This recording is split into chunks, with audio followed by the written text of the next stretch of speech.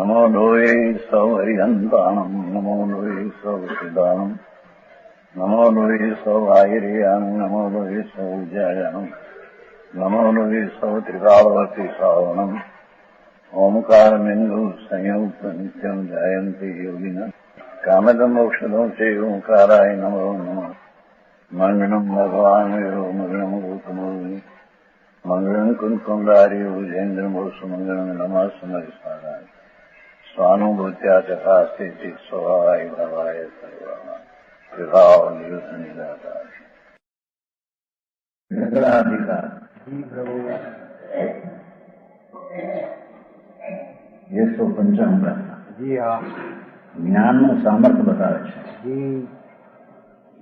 જ વિસંગો ભજંતો વેજો પુરુષો નું મરણ વયાલી ઉગલ કર્મ સૌંદર્યમ પ્રબુદ્ધી દેવ ભજનાની પ્રભુ જેમ ઝેરના ઉપભોગથી પણ વૈદ જન્મ રતો નથી તેમ કર્મ ઉદયો ભોગવે પણ જ્ઞાની બંધાતો નથી. આત્મા આનંદ ને જ્ઞાન સ્વરૂપ છે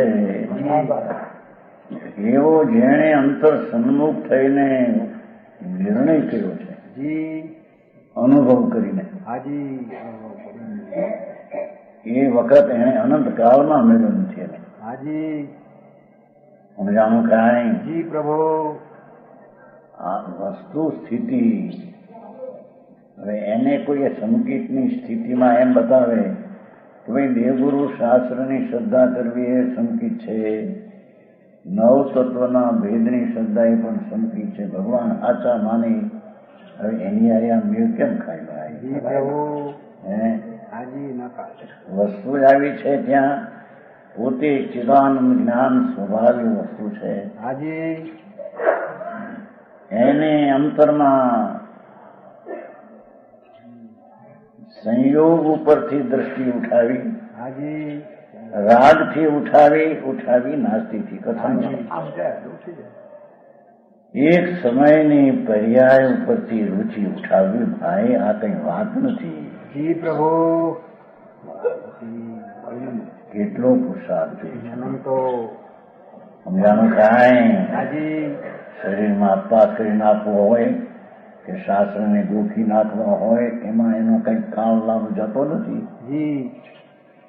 એ તો સાધારણ, પણ આ ચીજ છે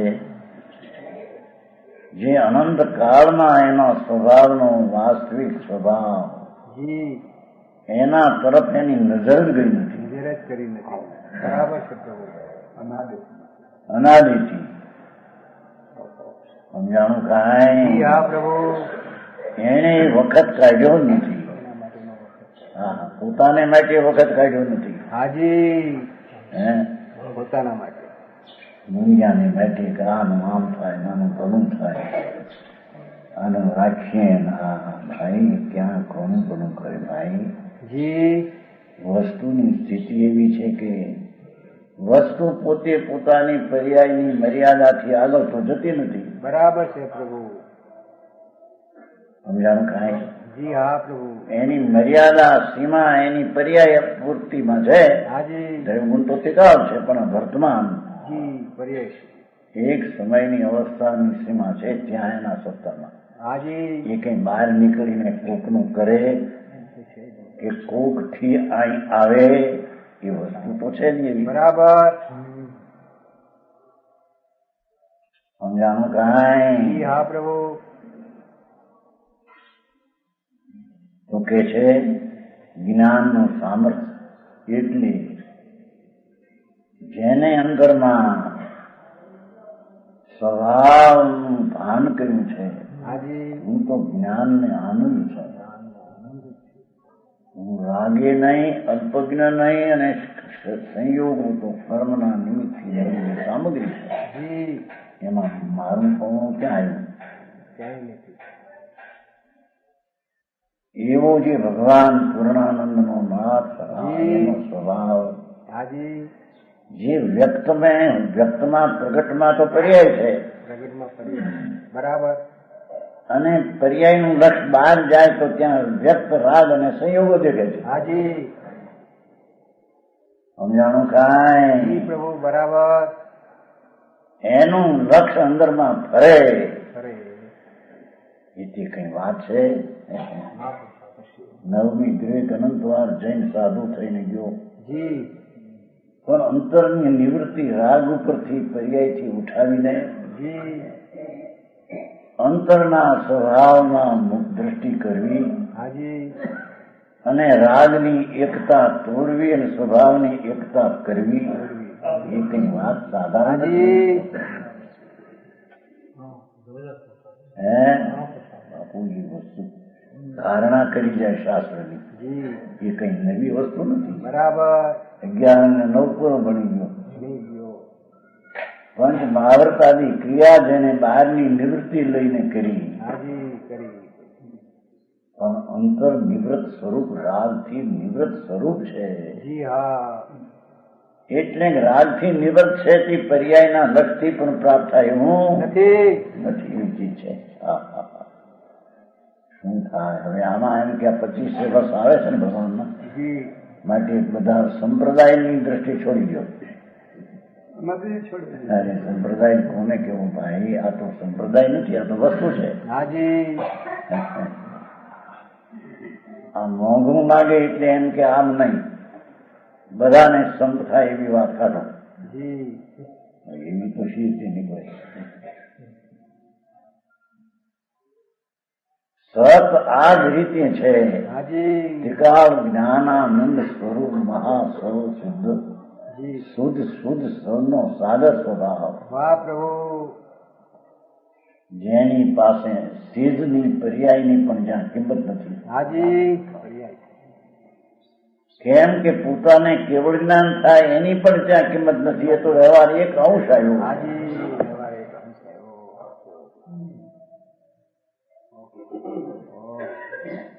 એવો અનંત અંશનો પિંડ પ્રભુ શું ચીજ છે? એ તો વસ્તુ જ એવી છે. બરાબર. સમજાણું કાંઈ? એ વસ્તુનું સાંભળ બતાવે છે ને, એ વસ્તુનું ભાન થયું તો એને જ્ઞાનનું સામર્થ્ય જાગ્યું. બરાબર જાગ્યું. એટલે કોઈ સંગ પ્રસંગમાં એને શાંતિ ને આનંદ પોતાનો છે, એની આગળ રાગ ને પરમાં શાંતિ ભાસતી. વિષયના સુખમાં પૈસાના ચક્રવર્તીનું પદ મળે, કરોડો રૂપિયા 1 મિનિટના પ્રાપ્ત થાય, ક્યાંય એને હિત લાગતું નથી. બરાબર. કેમ કે મારી સ્વરૂપની લક્ષ્મી જ અપાર ને અપૂર્વ છે. બરાબર. 8 વર્ષની બાલિકા પણ જો આવા ચૈત ઘનને જો સ્પર્શે, જ્ઞાન સામર્થ્ય એટલું છે કે કદાચ એ લગ્ન કરે તો પણ એને અંદર દુઃખ લાગે છે. આ તે કેવું છે જ્ઞાનનું સામર્થ્ય? સમજાણું કાંઈ? દુઃખ લાગે. પતિ મળે ચક્રવર્તી, પણ સંકીર્તિ જો સ્ત્રી હોય તો એને દુઃખ લાગે છે. અને આ સામગ્રી દુઃખનું નિમિત્ત છે. અને દુઃખનો ભાવ થાય એ ઝેર જેવો દેખાય છે. આ તે કઈ વાત છે? એવું વસ્તુનું સ્વરૂપ છે. એવું જ્યાં અંતર ભાન થઈને અંતર બેઠી વાત, જે કદી કરી નથી, કદી જાણી નથી, કદી એની મહિમા અંતરમાં આવે, વાત ને વિકલ્પથી મહિમા કરી નહીં, પણ વસ્તુ પ્રત્યક્ષ થઈને જે મહિમા આવે એવી મહિમા એને આવી નહોતી. સમજાણું કાંઈ?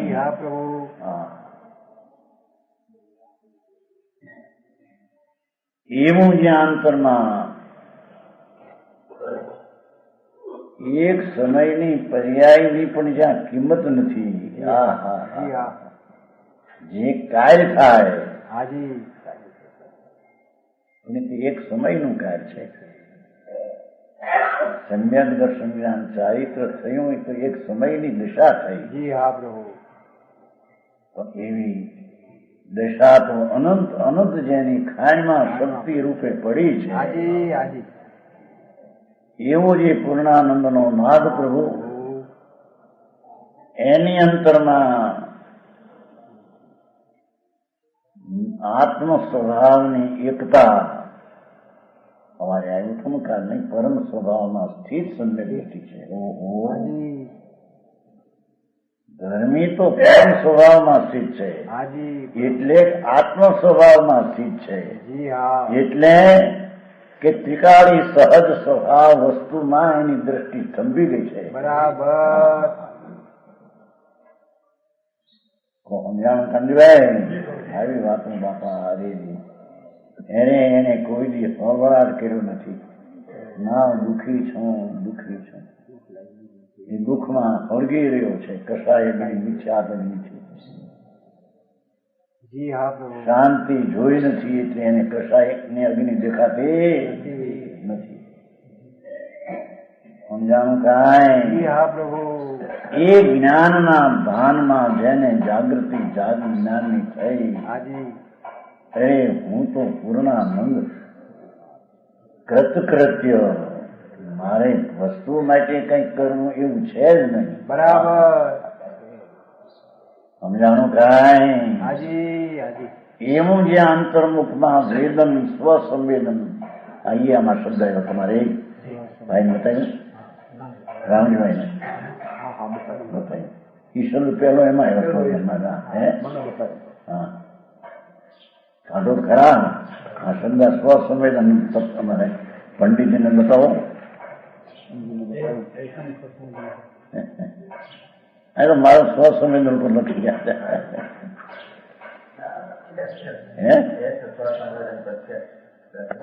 વાહ,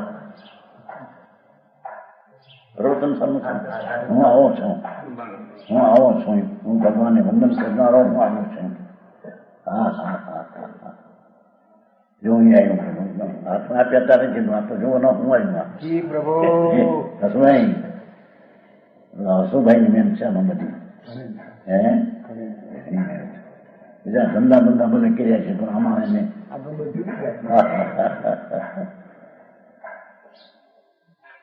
હા 4 લાખ અક્ષરો ને એક એનું એ પ્રકારનું બનવાનું પણ એમાં એક શુભ ભાવનું નિમિત્ત એમાં આ શબ્દ કહેવાયો છે ને.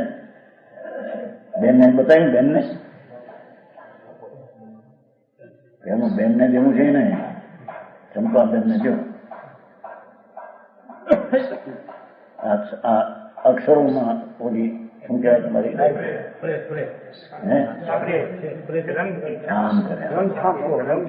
આપણને કેટલું જોયું છે એવા અક્ષરો કેવો રંગ પસંદ કરી મારે તો પંડિત આ લાલ કરવો કેવો કરવો રાતે લાગ્યા બતાવવા. પણ એમાં શું શબ્દ છે ચાલો વાંચો.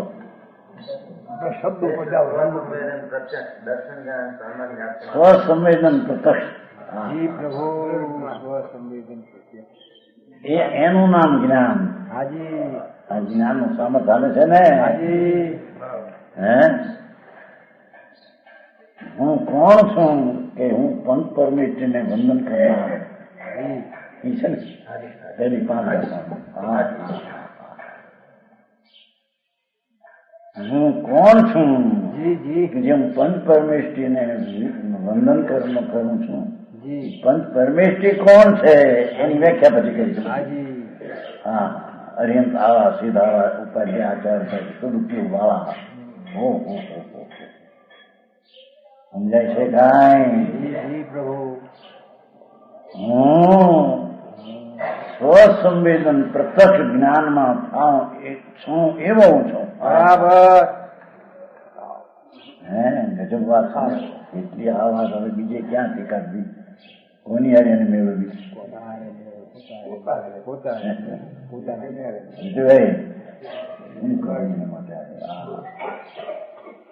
એ જ્ઞાન સ્વરૂપી પ્રભુ જી પ્રભુ એને રાગ વિનાની પ્રત્યક્ષ દશામાં ભાન થાય હાજી ત્યારે એને સ્વસંવેદન સમ્યક જ્ઞાન થયું કહેવાય. હાજી હવે આને બીજી રીતે આ તો વસ્તુનું સ્થિતિ જ આવી છે. બરાબર કનવાઈ હે હવે આને શું કરવું ચાલે? એને એમ કે ના એટલું બધું આંકડું ન કહેવું, પણ આકરાની વાત કે આ તો વસ્તુની સ્થિતિ જ એવી છે. હાજી હાજી આકરું કહેવું કોને એને સંપ્રદાય દિગંબર સંપ્રદાયની આ રીત છે. હાજી માટે બીજાની સંપ્રદાયની રીતને પણ મેળવો અને ભેળસેળ કરો ભાઈ, કોઈને વિરોધ ન હોવો. બધા ભગવાન છે. હાજી ભગવાન છે. સર્વજીવ જ્ઞાન સમ છે. જી હા. ભણેલા છે. બધો આખો દરિયો દુનિયાનો ભેળો જ્ઞાનથી આમ હાજી અનંત અનંત જીવો અહીં ઠાંસીને ભેળા છે. જી એ બધા જ્ઞાનમય સ્વરૂપે છે. હાજી સમજાણું કાંઈ? જી હા પ્રભુ પર્યાયના ભૂલ છે એક રાખો. જ્યાં પર્યાયની ભૂલ ટળી છે જી એ બીજાની પર્યાયને જાણે ભલે, હાજી પણ મુખ્યતા એના સ્વીકારી સ્વભાવ ઉપર રાખે છે. બરાબર એ આત્મા તો આ છે. હાજી સમજાણું કાંઈ? જી હા પ્રભુ એ કે છે એવું જે સ્વસંવેદન પોતે જ્ઞાનથી વેદવામાં જાણવામાં આવે હાજી અને પ્રત્યક્ષ એટલે જેને મનને રાગની અપેક્ષા નથી જી એવું જ એનું સ્વરૂપ છે. હાજી એ સ્વભાવથી જણાય ને પ્રત્યક્ષ થાય એવું જ જ્ઞાનનું સ્વરૂપ છે. બરાબર જ્ઞાન કહો કે આત્મા કહો, એ આત્માનો સ્વભાવ જ એવો છે. હાજી સમજાણું કાંઈ? હવે નો સાંભળ્યું હોય ને નો બીજું લાગે એટલે કે બીજી રીતે કઈ કરો, હળવું કરો. પણ હળવું શું કરે? આકરને ઝેર કરવું છે?